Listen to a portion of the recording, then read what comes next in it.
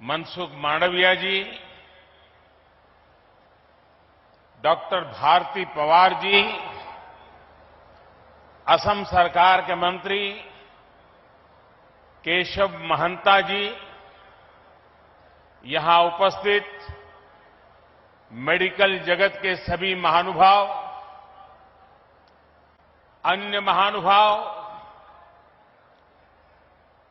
अलग अलग स्थानों पर वीडियो कॉन्फ्रेंस से जुड़े हुए सभी महानुभाव और असम के मेरे प्यारे भाइयों और बहनों,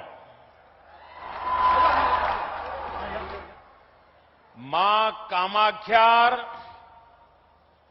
ये पवित्रो भूमिर पौरा ओहोमोर होमो भाटनी भोगनोई लोई मोर प्रणाम। आप सभी को रोंगाली बिहू की बहुत बहुत शुभकामनाएं। इस पावन अवसर पर असम के नॉर्थ ईस्ट के हेल्थ इंफ्रास्ट्रक्चर को आज एक नई ताकत मिली है। आज नॉर्थ ईस्ट को अपना पहला एम्स मिला है और असम को 3 नए मेडिकल कॉलेज मिले हैं। आईआईटी गुवाहाटी के साथ मिलकर आधुनिक रिसर्च के लिए 500 बेड वाले सुपर स्पेशलिटी अस्पताल का भी शिलान्यास हुआ है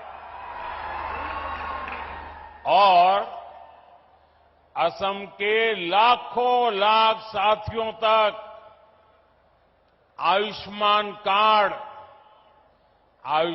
कार्ड पहुंचाने का काम मिशन मोड पे शुरू हुआ है। नए एम्स से असम के अलावा अरुणाचल प्रदेश, नागालैंड, मेघालय, मिजोरम और मणिपुर के साथियों को भी इसका बहुत लाभ मिलने वाला है। आरोग्य के इन सारे प्रोजेक्ट्स के लिए आप सभी को, नॉर्थ ईस्ट के सभी मेरे भाइयों बहनों को बहुत बहुत बधाई और बहुत बहुत शुभकामनाएं। भाइयों और बहनों, पिछले 9 वर्षों में नॉर्थ ईस्ट में कनेक्टिविटी से जुड़े इंफ्रास्ट्रक्चर को लेकर बहुत चर्चा हुई है। आज जो भी नॉर्थ ईस्ट आता है तो यहां के रोड, रेल, एयरपोर्ट से जुड़े कार्यों को देखकर प्रशंसा किए बिना रह नहीं सकता है। लेकिन नॉर्थ ईस्ट में एक और इंफ्रास्ट्रक्चर पर बहुत तेजी से काम हुआ है और वो है सोशल इंफ्रास्ट्रक्चर। यहां शिक्षा और स्वास्थ्य की सुविधाओं का जो विस्तार हुआ है वो वाकई दोस्तों अभूतपूर्व है। पिछले वर्ष जब मैं डिब्रूगढ़ आया था तो असम के अनेक जिलों में मुझे एक साथ कई अस्पतालों का शिलान्यास और उद्घाटन करने का अवसर मिला था। आज एम्स और 3 मेडिकल कॉलेज आपको सौंपने का मुझे सौभाग्य मिला है। बीते वर्षों में असम में डेंटल कॉलेजों की सुविधा का भी विस्तार हुआ है। इन सभी को नॉर्थ ईस्ट में लगातार बेहतर होती रेल रोड कनेक्टिविटी से भी मदद मिल रही है।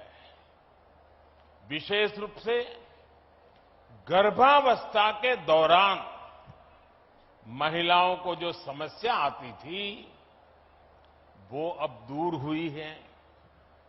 इससे माता और बच्चे के जीवन पर संकट बहुत कम हुआ है। आजकल एक नई बीमारी देखने को मिल रही है। मैं देश में कहीं भी जाता हूं, उत्तर में, दक्षिण में, नॉर्थ ईस्ट में, पिछले 9 वर्षों में हुए विकास की चर्चा करता हूं तो कुछ लोगों को बहुत परेशानी हो जाती है। ये नई बीमारी है। वो शिकायत करते हैं कि दशकों तक उन्होंने भी देश पर राज किया है, उन्हें क्रेडिट क्यों नहीं मिलता। क्रेडिट के भूखे लोगों और जनता पर राज करने की भावना ने देश का बहुत अहित किया है। अरे जनता तो जनार्दन का रूप होती है, ईश्वर का रूप होती है। पहले वाले क्रेडिट के भूखे थे, इसलिए नॉर्थ ईस्ट उन्हें दूर लगता था। एक परायेपन का भाव उन्होंने पैदा कर दिया था। हम तो सेवा भाव से, आपके सेवक होने की भावना से, समर्पण भाव से आपकी सेवा करते रहते हैं। इसलिए नॉर्थ ईस्ट हमें दूर भी नहीं लगता और अपनेपन का भाव भी कभी भी कम नहीं होता है। मुझे खुशी है कि आज नॉर्थ ईस्ट में लोगों ने विकास की बागडोर आगे बढ़कर खुद संभाल ली है। वो नॉर्थ ईस्ट के विकास से भारत के विकास के मंत्र को लेकर आगे बढ़ रहे हैं। विकास के इस नए आंदोलन में केंद्र सरकार एक दोस्त बनकर, एक सेवक बनकर, एक साथी बनकर सभी राज्यों के साथ काम कर रही है। आज का ये आयोजन भी इसी का एक जीता जागता उदाहरण है। साथियों, दशकों तक हमारा पूर्वोत्तर कई और चुनौतियों से जूझता रहा है। जब किसी सेक्टर में परिवारवाद, क्षेत्रवाद, भ्रष्टाचार और अस्थिरता की राजनीति हावी होती है, तब विकास होना असंभव हो जाता है। और यही हमारे हेल्थ केयर सिस्टम के साथ हुआ। दिल्ली में जो एम्स है वो 50 के दशक में बना था। देश के कोने कोने से लोग आकर दिल्ली एम्स में इलाज कराते थे, लेकिन दशकों तक किसी ने ये नहीं सोचा कि देश के दूसरे हिस्सों में भी एम्स खोलने चाहिए। अटल जी की जब सरकार थी तो उन्होंने पहली बार इसके लिए प्रयास शुरू किए थे, लेकिन उनकी सरकार जाने के बाद फिर सबका ठप पड़ गया। जो एम्स खोले भी गए, वहां व्यवस्थाएं खस्ताहाल ही रही। 2014 के बाद हमने इन सारी कमियों को दूर किया। हमने बीते वर्षों में 15 नए एम्स पर काम शुरू किया। 15। इनमें से अधिकतर में इलाज और पढ़ाई दोनों सुविधा शुरू हो चुकी है। एम्स गुवाहाटी भी इस बात का उदाहरण है कि हमारी सरकार जो संकल्प लेती है उसे सिद्ध करके भी दिखाती है। ये असम की जनता का प्यार है जो मुझे बार बार यहां खींच के ले आता है।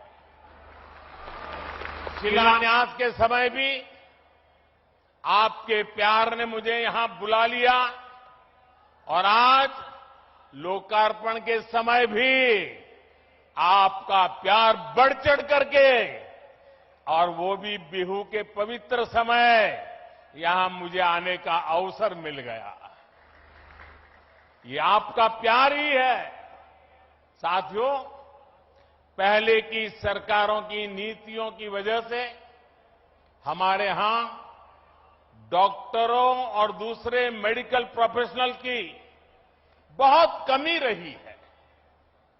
ये कमी भारत में क्वालिटी हेल्थ सर्विस के सामने बहुत बड़ी दीवार थी।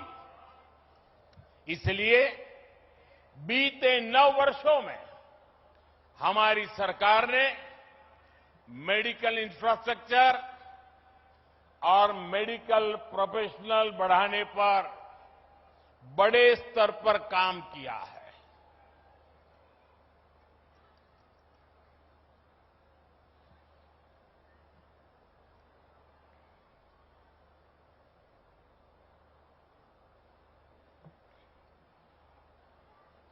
दो 2014 से पहले 10 सालों में करीब 150 मेडिकल कॉलेज बने थे। पिछले 9 वर्षों में हमारी सरकार में करीब 300 नए मेडिकल कॉलेज बने।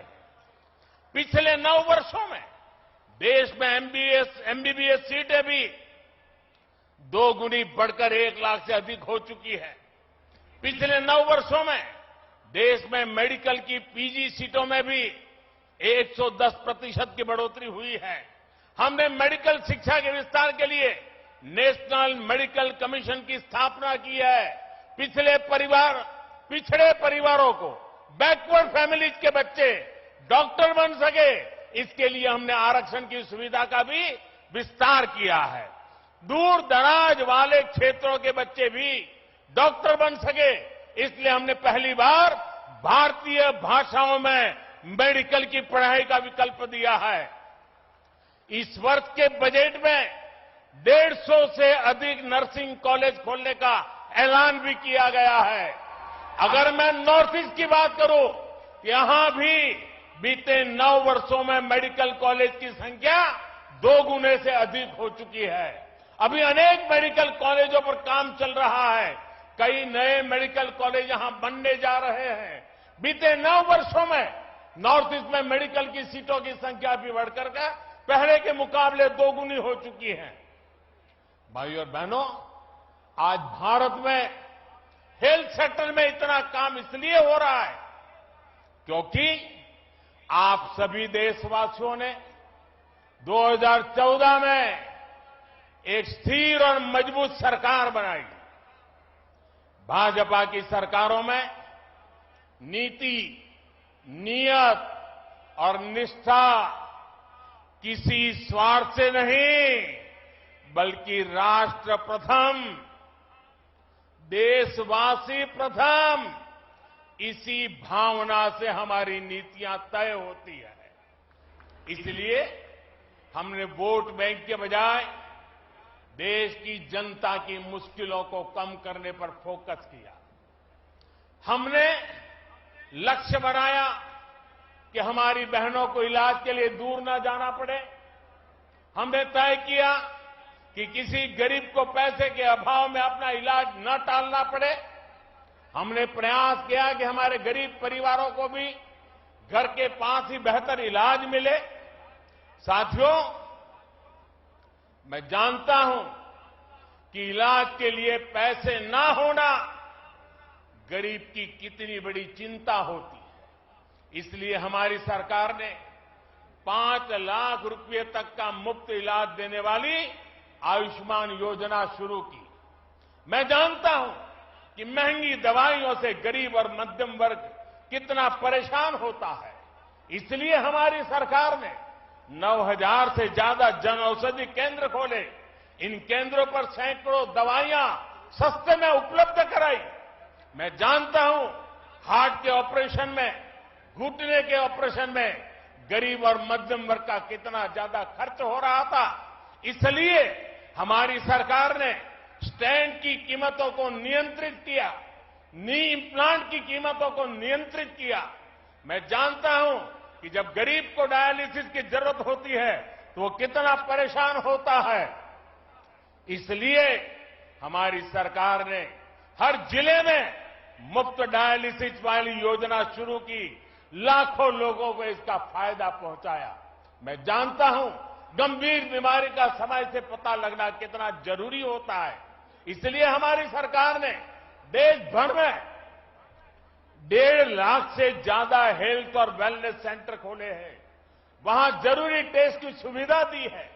मैं जानता हूं कि टीबी की बीमारी कितने दशकों से गरीबों के लिए बहुत बड़ी चुनौती बनी हुई है। इसलिए हमारी सरकार ने प्रधानमंत्री टीबी मुक्त भारत योजना अभियान शुरू किया है। हमने बाकी दुनिया से 5 वर्ष पहले ही भारत को टीबी से मुक्त करने का लक्ष्य रखा है। मैं जानता हूं कि बीमारी किस तरह गरीब और मध्यम वर्ग के परिवार को बर्बाद कर देती है। इसलिए हमारी सरकार ने प्रिवेंटिव हेल्थ केयर पर फोकस किया। बीमार हो ही नहीं, बीमारी आए ही नहीं, इस पर फोकस किया। योग, आयुर्वेद, फिट इंडिया अभियान चलाकर हमने लोगों की निरंतर सेहत के प्रति जागरूक किया है। साथियों, आज जब मैं सरकार की इन योजनाओं की सफलता देखता हूं तो खुद को धन्य मानता हूं कि गरीब की इतनी सेवा करने का परमात्मा ने और जनता जनार्दन ने मुझे आशीर्वाद दिया। आयुष्मान भारत, प्रधानमंत्री जन आरोग्य योजना आज देश के करोड़ों गरीबों का बहुत बड़ा संबल बनी है।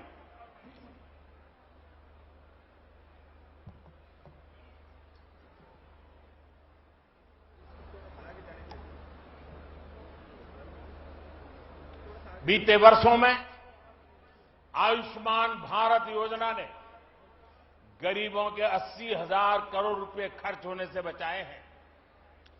जन औषधि केंद्रों की वजह से गरीब और मध्यम वर्ग के 20,000 करोड़ रुपए खर्च होने से बचे हैं। स्टेंट और नी इम्प्लांट की कीमत कम होने से गरीब और मध्यम वर्ग के हर साल 13,000 करोड़ रुपए बच रहे हैं। मुफ्त डायलिसिस की सुविधा से भी किडनी के गरीब मरीजों के 500 करोड़ रुपए से ज्यादा खर्च होने से बचे हैं। आज यहां असम के करीब 1 करोड़ से भी ज्यादा नागरिकों को आयुष्मान भारत कार्ड देने का अभियान भी शुरू हुआ है। इस अभियान से असम के लोगों को बहुत बड़ी मदद मिलने वाली है, उनके पैसे बचने वाले हैं। साथियों, मैं अक्सर देश के कोने कोने में हमारी सरकार की योजनाओं के लाभार्थियों से मुलाकात करता रहता हूं। इसमें बहुत बड़ी संख्या में हमारी माताएं, बहनें, हमारे देश की बेटियां, हमारी महिलाएं शामिल होती हैं। वो मुझे बताती है कि पहले इसकी सरकारों में और अब भाजपा सरकार के समय में स्वास्थ्य सुविधाओं में कितना बड़ा फर्क आया है। आप और हम ये जानते हैं कि जब स्वास्थ्य की बात होती है, इलाज की बात होती है, तो हमारे यहां महिलाएं अक्सर पीछे रह जाती हैं। हमारी माताओं बहनों को खुद को लगता है कि क्यों अपने इलाज पर घर का पैसा खर्च करवाएं, क्यों अपनी वजह से दूसरों को इतनी तकलीफ दें। संसाधनों की कमी की वजह से, आर्थिक तंगी की वजह से जिन हालातों में देश की करोड़ों महिलाएं रह रही थी, उसमें उनका स्वास्थ्य ही सबसे ज्यादा प्रभावित था। भाजपा के नेतृत्व वाली हमारी सरकार ने जो योजनाएं शुरू की, उसका बहुत बड़ा लाभ हमारी माताओं बहनों को, महिलाओं की सेहत को हुआ है। स्वच्छ भारत अभियान के तहत बने करोड़ों शौचालय ने महिलाओं को बहुत सारी बीमारियों से बचाया है। उज्ज्वला योजना के तहत मिले गैस, उस गैस कनेक्शन से महिलाओं को जानलेवा धुएं से मुक्ति दिलाई है। जल जीवन मिशन के तहत हर घर जल आने से करोड़ों महिलाओं का पानी से होने वाली बीमारियों से बचाव हुआ है। मिशन इंद्रधनुष ने करोड़ों महिलाओं का मुफ्त टीकाकरण करके उन्हें गंभीर बीमारी से बचाया है। आयुष्मान भारत योजना ने महिलाओं को अस्पताल में 5 लाख रुपए तक के मुफ्त इलाज का भरोसा दिया है। प्रधानमंत्री मातृ वंदना योजना ने महिलाओं को गर्भावस्था के दौरान आर्थिक मदद दी है। राष्ट्रीय पोषण अभियान ने महिलाओं को पौष्टिक भोजन मुहैया कराने में मदद की है। जब सरकार संवेदनशील होती है, जब गरीब के प्रति सेवा की भावना होती है, तो ऐसे ही काम किया जाता है। साथियों, हमारी सरकार भारत के हेल्थ सेक्टर का 21वीं सदी की आवश्यकता के मुताबिक आधुनिकीकरण भी कर रही है। आज Ayushman Bharat digital health mission से देशवासियों को डिजिटल हेल्थ आईडी दी जा रही है। देश भर के अस्पतालों, हेल्थ प्रोफेशनल्स को एक प्लेटफॉर्म पर लाया जा रहा है। इससे एक क्लिक पर ही देश के नागरिक का पूरा हेल्थ रिकॉर्ड उपलब्ध हो जाएगा। इससे अस्पतालों में इलाज की सुविधा बढ़ेगी, सही डॉक्टर तक पहुंचना सरल होगा। मुझे खुशी है कि इस योजना के तहत अभी तक लगभग 38 करोड़ डिजिटल आईडी बनाई जा चुकी है। इसमें 2 लाख से अधिक हेल्थ फैसिलिटी और 1.5 लाख से अधिक हेल्थ प्रोफेशनल वेरीफाई हो चुके हैं। आज ई संजीवनी भी घर बैठे बैठे उपचार का पसंदीदा माध्यम बनती जा रही है। हम सुविधा का लाभ देश भर के 10 करोड़ साथी ले चुके हैं। इससे समय और पैसा दोनों की बचत सुनिश्चित हो रही है। भाइयों और बहनों, भारत के हेल्थ केयर सिस्टम में परिवर्तन का सबसे बड़ा आधार है सबका प्रयास। कोरोना के संकट काल में भी हमने सबका प्रयास की ताकत देखी है। दुनिया के सबसे बड़े, सबसे तेज, सबसे प्रभावी कोविड टीकाकरण अभियान की प्रशंसा आज दुनिया कर रही है। हमने मेड इन इंडिया वैक्सीन बनाई, उन्हें बहुत कम समय के भीतर दूर दूर तक पहुंचाया। इसमें आशा वर्कर, आंगनवाड़ी कार्यकर्ता, प्राइमरी हेल्थ केयर वर्कर से लेकर फार्मास्यूटिकल सेक्टर तक के सारे साथी ने शानदार काम किया है। इतना बड़ा महायज्ञ तभी सफल होता है जब सबका प्रयास हो और सबका विश्वास हो। सबका प्रयास की भावना के साथ हमें आगे बढ़ना है। आइए सबका प्रयास से स्वस्थ भारत, समृद्ध भारत के मिशन को हम पूरी निष्ठा से आगे बढ़ाएं। एक बार फिर एम्स और मेडिकल कॉलेज के लिए असम के लोगों को मैं फिर एक बार बहुत बहुत बधाई देता हूं। और आपने जो प्यार दिखाया, इतनी बड़ी तादाद में आशीर्वाद देने आए, आपको प्रणाम करते हुए, आपका धन्यवाद करते हुए मेरी वाणी को विराम देता हूं।